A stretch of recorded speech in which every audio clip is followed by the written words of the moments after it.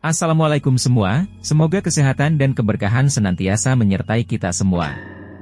Pada kesempatan kali ini, saya akan mempersembahkan sebuah cerita yang ditulis oleh Nyata 74042956, berjudul, Lemah Keramat Part Akhir.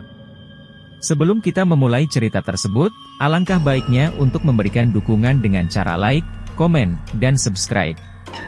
Dukungan dari kalian sangat berarti bagiku dan akan menjadi motivasi bagi saya untuk terus membawakan cerita-cerita yang menarik lainnya. Untuk yang belum menonton video part sebelumnya, link video sudah Mimin taruh di deskripsi.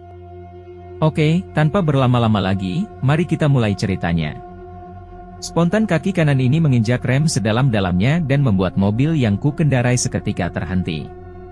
Aku mengadahkan kepalaku ke belakang, memastikan langsung apa yang baru kulihat di kaca spion tadi, kosong, dirinya sudah tidak lagi berada di sana, dan aku pun tidak beranggapan ini hanya halusinasi semata. Aku terus berzikir melafalkan beberapa ayat. Kembali ku jalankan mobil itu, dan entah benar apa tidak, samar terlihat sosok pria berpakaian serba hitam berdiri di pinggir jalan. "Pak Karim," ucapku yang merasa sosok itu adalah dirinya. Ku tepikan mobil itu, dan langsung keluar dari dalam mobil. Mataku tajam menatap ke arah sosok tadi berdiri, dan lagi-lagi semua bak halusinasi, tanpa ada seorang pun ada di sana. Kembali aku masuk ke mobil dengan perasaan yang sudah tak karuan. Ku starter mobil tersebut, dan langsung melepaskan injakan kopling, mobil berjalan. Astagfirullah, aku kembali merem mendadak, melihat sosok Pak Karim ada di depan, dan nyaris aku menabraknya.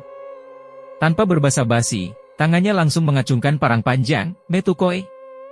Teriaknya penuh amarah sembari memukul kap depan mobil. Aku tak berani beranjak, kutekan klakson terus-menerus, berharap ada yang menolong diri ini, atau setidaknya membuat dirinya menghentikan hal gila itu.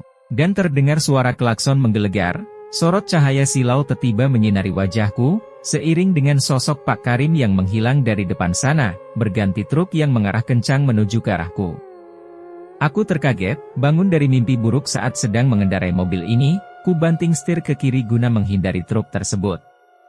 Suara menggelegar terdengar, kala aku menghajar pohon yang ada di tepi jalan. "Pecah ke wai kacane," teriak beberapa orang yang entah sejak kapan ada di sana. Aku tidak memahami detail peristiwa itu, dan mulai dapat mencerna kembali sedikit keadaan kala tubuh ini dibawa ke teras rumah salah satu warga. "Mas tertidur ya?" ucap seseorang sembari menyodorkan segelas teh manis ke arahku. Ku ambil gelas dari tangan yang menjulur itu tanpa menjawab pertanyaannya, aku juga tidak melihat ke arahnya, karena kepalaku masih terasa nyeri yang membuat aku seperti linglung. Belum lagi terlalu ramai orang yang berada di sana, yang membuat aku merasa tidak nyaman. "Tertidur apa diganggu si Mbah?" ucapnya kembali. Aku tersentak, dan langsung menoleh ke sosok tersebut. "Mbah Jiwo," ucapku spontan, menyadari saat ini berada di rumah beliau tanpa disengaja.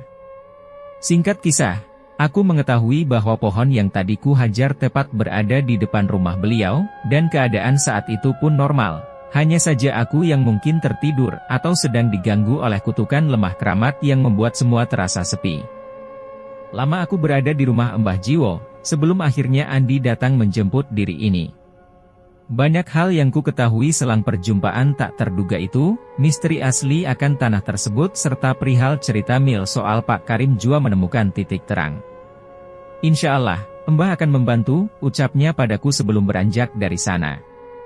"Secepatnya Mbah akan menyelesaikan urusan goib itu, namun semua ada harganya ya," katanya sedikit bercanda. Aku tidak mau menjanjikan akan bayar berapapun bila dia mampu mengusir demit sialan itu. 25 juta cas akan saya kasih Mbah, tolong dibantu, ucapku berjanji sesuai dengan kemampuan yang kumiliki. Mbah Sujiwo malah tertawa mendengar perkataan itu, apa terlalu murah pikirku dalam benak. 25 juta, kamu yakin mampu? Itu uang yang banyak loh, tanyanya padaku. Kalau kamu memang mau semua usai, berserahlah sepenuhnya kepada Allah, pesannya mengakhiri pembicaraan kami. Ehem. Suaraku mengagetkan kerumunan karyawan yang sedang asik bercerita tentang kehororan kantor mereka saat ini. Pak Darto. Ucap salah satu pekerja menjawab dengan wajah sedikit canggung. Lanjut bekerja, jangan membahas hal yang tak perlu. Ketus diri ini menyampaikan pesan yang membuat mereka bubar dan kembali ke meja kerjanya masing-masing. Begitu juga dengan aku, yang masih sangat pusing karena hingga saat ini belum mendengar kabar baik dari Mbah Jiwo yang pastinya membuat aku berusaha mencari solusi agar teror brutal segera selesai di kantor baru kami. Orang kaya manapun bila tahu tentang tempat ini, pasti akan berpikir beribu kali untuk mendirikan usahanya di sini. Tidak ada keberuntungan di tanah lembab nan busuk itu, bau anyir darah kental menandakan kesialan, seru Mbah Jiwo menjelaskan tentang lokasi kantor baru kami berada. Lebih jauh dia bercerita, arwah penasaran banyak terperangkap di sana. Ada yang memang tumbal dari keluarga ini, atau mereka yang terperangkap jiwanya karena permasalahan yang sama. Namun apapun itu semua mengacu pada satu akar masalah yang serupa. Mereka semua mati karena ditumbalkan, ucap Mbah Jiwo sembari menatap diriku dan tersenyum tipis. Lantas setelah perbincangan lama kala itu, kembali Mbah Jiwo menghilang tanpa kabar dalam kurun waktu yang cukup lama, dan hampir setahun lamanya sejak kantor ini beroperasi, permasalahan tersebut tak juga dapat terselesaikan. Di sisi lain pencapaian tahunan sudah dipastikan anjlok. Pimpinan pusat juga menotisi keras cabang yang kupimpin tersebut, hingga wacana mengenai pembuangan diriku menjadi isu berseliweran yang acap kali ku dengar. Untuk saat ini, apapun yang dipertanyakan mereka memang sudah tak dapat ku berikan jawaban. Wajar bila mereka mengharapkan keuntungan melimpah bila mengingat besarnya dana yang sudah ditanamkan, dan siapapun pengusaha pasti tak akan dapat menerima jawaban adanya gangguan makhluk halus menjadi alasan mengapa pencapaian cabang baru ini jauh dari ekspektasi. Dan sesuai dugaan, cabang yang kupimpin menjadi satu-satunya cabang yang tak mampu memenuhi target. Malah pencapaian kami di tahun itu hancur lebur, yang pastinya membuat aku menjadi bual-bualan manajer lainnya pada saat national meeting dilakukan. Aku benar-benar kehilangan asa, dan sudah dapat menerawang bahwa karirku usai sampai di sini. Sepucuk surat resign yang telah kutanda tangani rapi tergeletak dan siap untuk dikirimkan. Sore menjelang malam aku hanya terdiam di dalam kantor. Bahkan aku tak menyadari bahwa ruangan telah sepi, bila mana sapaan security langsung memudarkan lamunanku. Berdua aku menyusuri kantor bersama security kantor tersebut, sebelum akhirnya aku memutuskan untuk langsung pulang dari sana, ku starter mobil, dan langsung menginjak gas untuk keluar dari sana. Baru mobil itu melewati gerbang kantor, kaki kanan ini sontak kaget menginjak rem dengan kencang. Tin. Suara klakson kencang kutekan, aku terkaget akan sosok pria yang hampir saja aku tabrak. Sekali lagi aku membunyikan klakson karena sosok yang aku perkirakan pria tersebut tidak menyingkir dari jalanku. Apa aku menabrak dirinya? Tanyaku dalam hati. Aku membuka pintu mobil, dan coba menghampiri pria itu. Maaf Pak, saya mau lewat, ucapku meminta izin. Tak ada jawaban yang kudapatkan. Lama dia terdiam dan membelakangi diri ini, hingga sekali lagi mulutku berkata maaf, yang membuat dirinya membalikkan badan dan membuat bulu kuduku bergerdik ngeri. Aku bak mengulang kejadian yang sama setahun lalu. Astagfirullah, Pak Karim, seruku melihat beliau merupakan sosok pria yang berdiri menghalangi laju mobil. Wajah beliau sungguh pucat dengan bagian kelopak mata sangat hitam, seperti seseorang yang kurang tidur. Pak Karim baik-baik saja kan? Tanyaku. Kembali bukan jawaban yang kuterima, melainkan erangan seperti kesakitan yang terlontar dari mulutnya. Jeritnya sembari memuntahkan darah hitam dari dalam mulutnya dan seketika itu jua tangannya mencengkram bagian bahu diri ini. Aku panik, terlebih kala tubuhnya ambruk di pelukku dengan mulut yang terus memuntahkan darah hitam. Aku berusaha membopong tubuh itu ke tepi jalan sembari berteriak meminta bantuan. Namun semua senyap, mataku menatap gerbang kantor sudah tertutup rapat, dengan lampu yang sepenuhnya padam, seakan tidak ada seorang pun yang berada di dalam sana. Keras teriakan dan gedoran yang berkali-kali kulakukan pun tak mendapat jawaban dari staf security yang piket malam itu. Padahal hanya beberapa menit lalu salah satu dari mereka menemani aku keluar dari dalam sana. Kembali ku dekati tubuh Pak Karim yang masih tergeletak di tepi jalan tersebut. Tak ada pilihan, aku merangkul beliau dan memasukkannya ke dalam mobil sebelum semua terlambat. Malam itu entah mengapa otak di kepala memberikan isyarat untuk aku mengantarkan dia pulang ke rumah. Kembali suasana malam yang hening terjadi, Tak ada satupun kendaraan lain menemani laju mobilku yang melesat sedikit kencang. Tak sampai di situ lampu jalan padam, suasana terasa gelap. Lampu jauh mobil terpaksa kunyalakan. Pandanganku hanya fokus menatap jalan, dan enggan melihat beliau. Suara erangannya saja sudah cukup membuat aku ketakutan. Aku malah khawatir bukan dia yang ada di bangku belakang bila mata ini mencoba menoleh ke arah dirinya.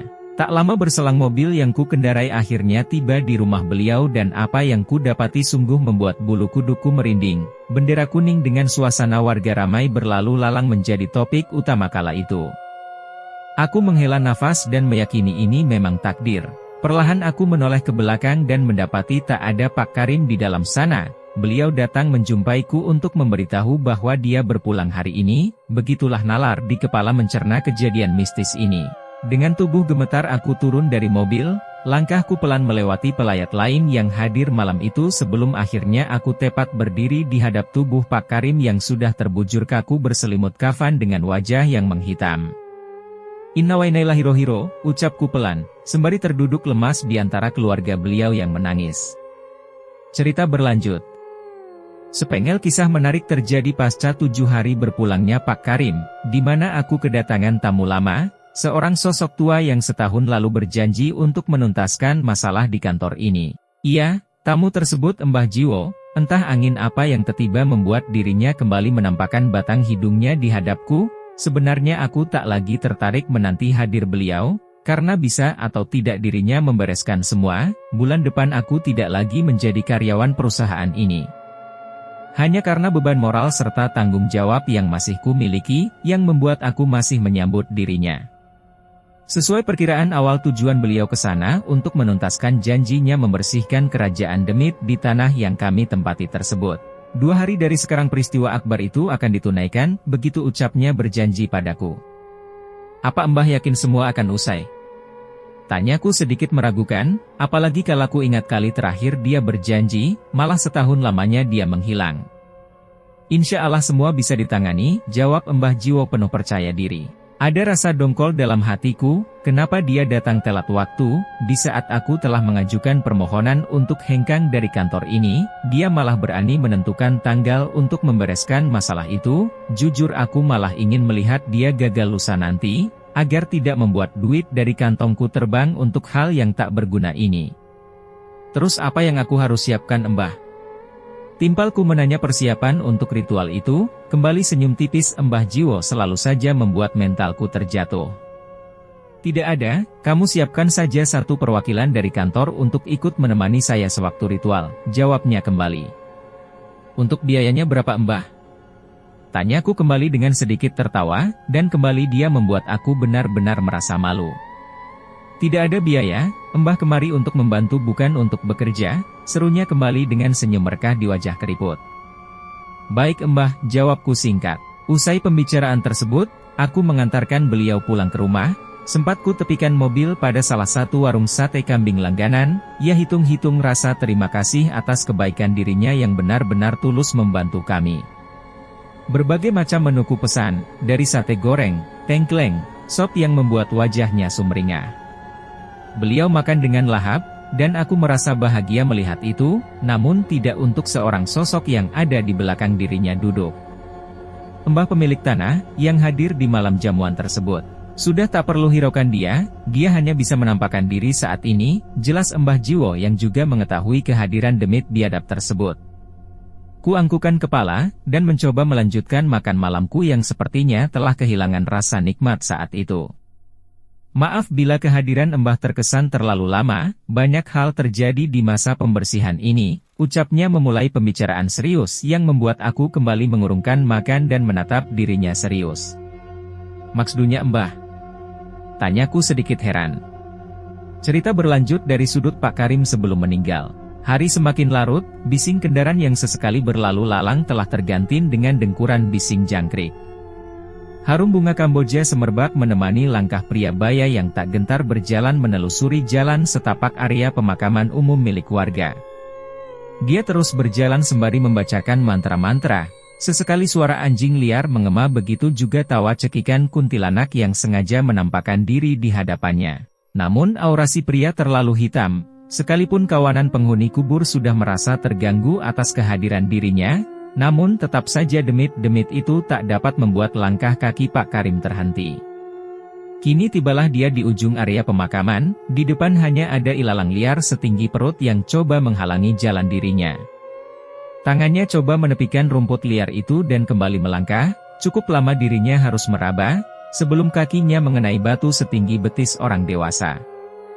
Dia lalu memugar rumput di sekitar batu tersebut, hingga kini satu kubur ada tepat di hadapnya. Lama tak bertemu Eyang, ucap Pak Karim memberi salam kepada kuburan itu, lalu Pak Karim duduk di salah satu sisi, kakinya menyilang dengan mulut yang masih membacakan mantra. Entah apa yang diucapkan sehingga membuat kubur itu seperti memiliki nyala api, nampak asap keluar dari dalam sana.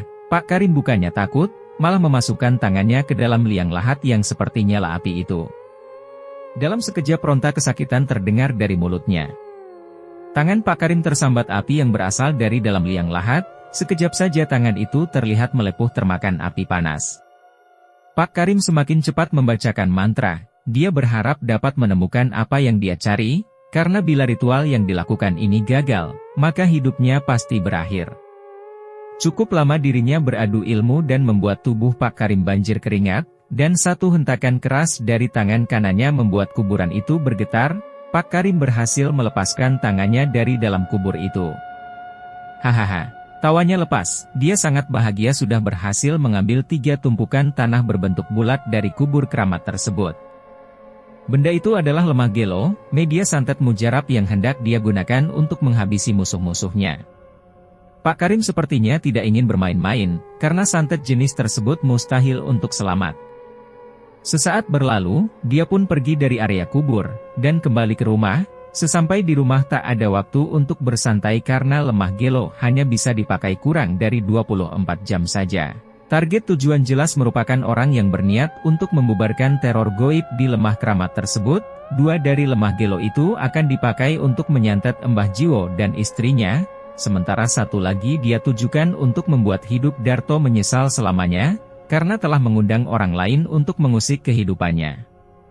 Pak Karim memang sangat kejam, baginya membunuh Darto bukanlah hal yang menyenangkan, tapi menghabisi keluarga Darto pastinya menjadi kesenangan tersendiri bagi dirinya, karena itu juga 1 lemah yang tersisa dia tujukan untuk membuat istri Darto mati perlahan.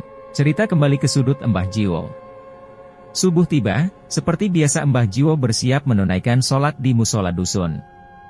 Pria itu sejatinya memang taat beribadah. Berbeda dengan biasanya, hari itu Mbah Jiwo merasa keadaan sedikit lebih panas untuk ukuran waktu yang masih sangat dini, namun langkahnya tak henti untuk menunaikan kewajiban walau ada kilatan api petir berseliuran di langit malam itu. Assalamualaikum, ucap Mbah Jiwo memberikan salam, dia terhenti tepat di pintu masuk musola, matanya melirik sejenak ke arah belakang, sebelum kembali melangkah masuk ke dalam. Khusyuk Mbah Jiwo menunaikan ibadah, usai sholat subuh dia masih berzikir di duduknya, namun tak lama hal itu dia lakukan, Mbah Jiwo langsung bangkit dari duduknya. Cahiku sudah sangat keterlaluan, umpat Mbah Jiwo tiba, Mbah Jiwo segera pergi menuju rumah, dan kembali sesuatu yang mengusik dirinya terjadi, sesaat dia keluar dari pintu musola, matanya menatap khusyuk sosok yang sedari kedatangannya di sana telah berdiri dengan pandangan datar. Sosok itu merupakan demit dengan perwujudan wanita tua yang sedari tadi hanya mematung di depan musola tersebut. Sampaikan tuanmu, aku tidak akan mentolerir perbuatannya, ketus Mbah Jiwo menatap demit yang menyerupai Mbah penjual pecel tersebut. Selang dari ucapan itu, sosok wanita tua yang sebelumnya hanya mematung kini melepaskan senyum lebar ke arah Mbah Jiwo, gigi hitam terpampang menghiasi senyuman sebelum demit tersebut hilang dari pandangan Mbah Jiwo. Pijar cahaya api bertebaran memenuhi atap rumah Mbah Jiwo, namun tak satu pun benda goib itu mampu menembus pagar goib yang telah dibuatnya. Mbah Jiwo menatap tajam benda-benda berbahaya itu untuk sementara waktu, sebelum dia masuk ke dalam rumah. Di dalam rumah istrinya terlihat sedang beraktivitas. "Sudah sholat, Bu?" tanya Mbah Jiwo pada kekasih hatinya. "Sudah, Pak," jawab istrinya. "Bu, banyak-banyak istighfar. Saat ini ada orang yang ingin mencelakai kita," lanjut Mbah Jiwo berkata tanpa berbasa-basi yang membuat si istri seketika menghentikan aktivitas dan menatap heran suaminya tersebut. Celakai apa toh Pak? Tanyanya sayu. Sudah, yang penting ibu ingat nasihat Bapak, semoga kita bisa melaluinya, ucap Mbah Jiwo lalu pergi masuk ke dalam kamar. Di dalam kamar Mbah Jiwo kembali berzikir, dan setelah membaca ayat-ayat pendek, dirinya kemudian mulai melakukan perlawanan, jiwanya coba masuk ke dunia goib melihat apa yang hendak direncanakan oleh Karim pada keluarganya. Mbah Jiwo mulai mencari asal-muasal semua ini di dunia goib. Gemulai musik keroncong menemani nikmatnya makan siang para tamu yang lahap menyantap makanan. Hari belum terlalu sore, namun warung milik Ibu Ningsih sepertinya akan menyudahi jualannya kala itu, seperti biasa warung itu memang selalu ramai pembeli. Tak ada yang menyangka, pecel yang dulu kerap dia jual di pinggir jalan kini berganti bangunan mewah berbentuk khas rumah joglo. Hidup Bu Ningsih berubah seketika kala dirinya menjanda setelah ditinggal mati oleh suaminya, atau lebih tepatnya setelah beliau menumbalkan suaminya sebagai syarat pesugihan yang dia lakukan. Begitu pula dengan ketiga anaknya, semua mati dengan cara misterius. Dan hanya meninggalkan satu anak lelakinya yang mungkin dia persiapkan sebagai pewaris. Ibu Ningsih sejatinya tak hanya melakukan satu pesugihan saja, dia menjalankan dua ritual sekaligus, maka tak heran rumah joglo tempat dia berjualan terlalu menarik bagi bangsa demit untuk berkumpul di sana. Sementara di sisi lain, Mbah Jiwo juga melihat, jiwa dari tumbal Ibu Ningsih juga terperangkap di lemah yang kata warga dusun keramat tersebut. Di mana setiap 5 tahun sekali dia harus memberikan satu tumbah nyawa, dan untuk satu pesugihan lainnya dialah yang akan menjadi tumbal perjanjian. Lebih jauh Mbah Jiwo kembali melihat rentet kejadian yang membuat tanah itu kian keramat. Dalam penglihatan tersebut Ibu Ningsih akhirnya harus membayar mahal untuk semua kelakuannya, di mana dia tewas dengan mengenaskan di akhir hayatnya. Harta kekayaan dirinya pun sepenuhnya diwariskan kepada satu-satunya anak yang tersisa. Seorang pria bernama Sunar yang tak lain merupakan kakek dari Pak Karim. Sunar sejatinya tidak mau mengikuti jejak sang ibu, dia lebih memilih untuk hidup di jalan yang benar. Warung pecel Ibu Ningsih pun ditutup olehnya. Singkat kisah 20 tahun berlalu dari kejadian, anak Sunar pun tumbuh dewasa, begitu juga dengan kondisi Sunar yang semakin menua.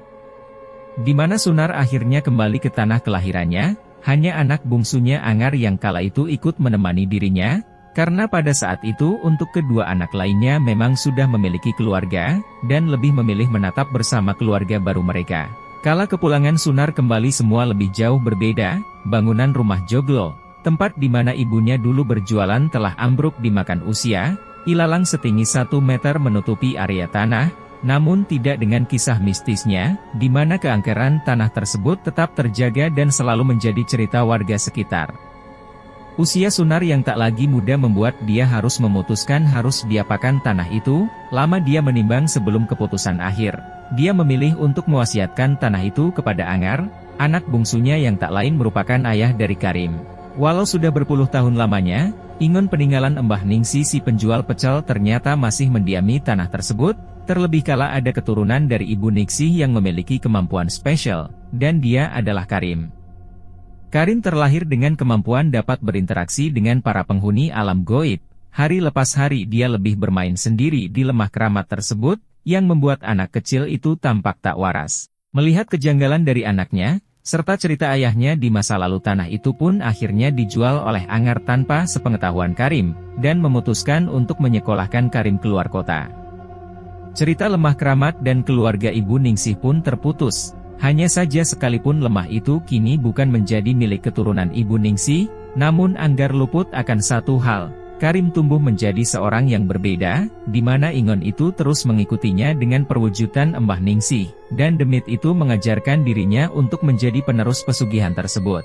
Hal itu juga yang sebenarnya menjadi kunci kekayaan dirinya saat ini. Sebenarnya Karim bisa saja membeli kembali tanah tersebut, namun untuk menghindari kecurigaan warga dusun, dia tetap membiarkan lahat tersebut dengan teror yang tak akan pernah berhenti. Hanya saja dia pun tak menyangka, pembeli lahat baru merupakan korporat yang haus akan kemajuan, dan malah membangun kantor mewah di sana.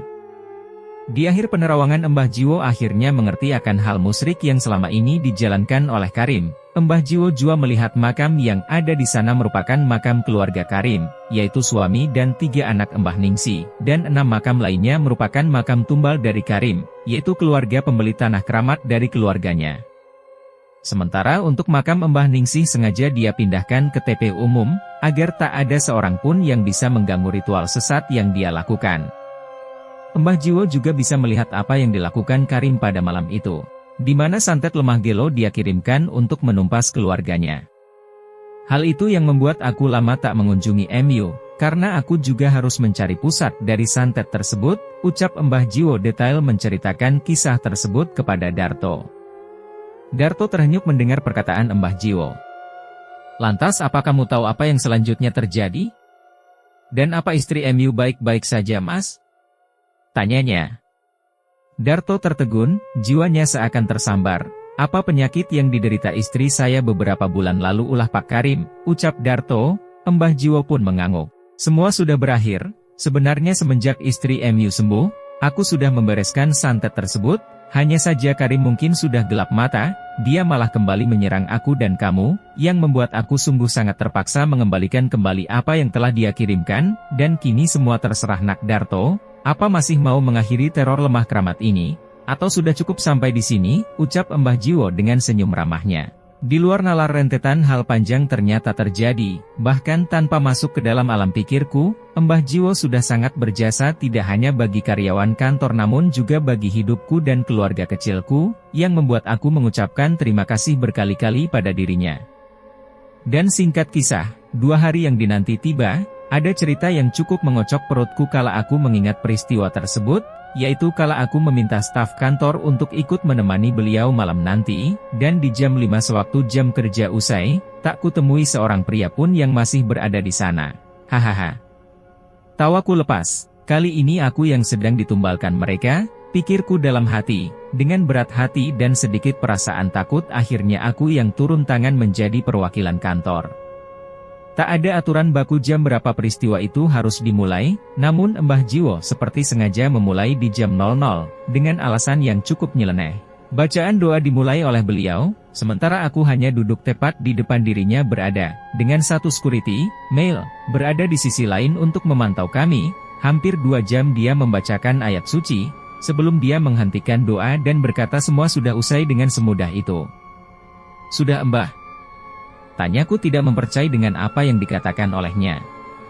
Beliau menganggukkan kepala seolah berkata bahwa memang semua sudah berakhir semudah itu, dan sepertinya aku tidak perlu mendebat hal itu kembali serta mencoba untuk mempercayai semua sudah baik adanya. Tetap ku berikan uang sebagai tanda terima kasih, walau nominalnya tidak sebesar dengan apa yang pernah aku janjikan. Ku suruh salah satu security kantor lainnya untuk mengantarkan dirinya pulang. Dan cerita yang menarik kembali aku dengar dari Mel, si security dan merupakan satu-satunya orang yang ikut dalam ritual pembersihan selain aku dan Mbah Jiwo. Bapak tidak kenapa-kenapa kan? Tanyanya spontan padaku, aku mengerutkan kening, merasa bingung. Kenapa apanya? Ucapku balik bertanya. Jadi tadi banyak perawakan besar yang tubuhnya dipenuhi kulit mengerubungi Bapak.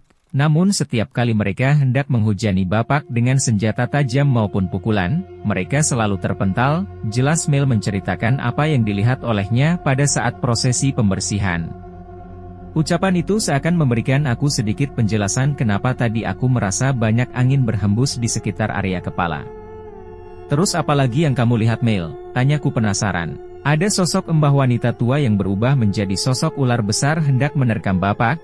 Tapi aku juga tidak terlalu paham Pak, saat ular itu sudah membelit Pak Darto dan hendak menelan Bapak, tiba-tiba ular itu hangus terbakar, ucapnya menjelaskan panjang kali lebar tentang 2 jam mencekam yang sebenarnya tadi terjadi.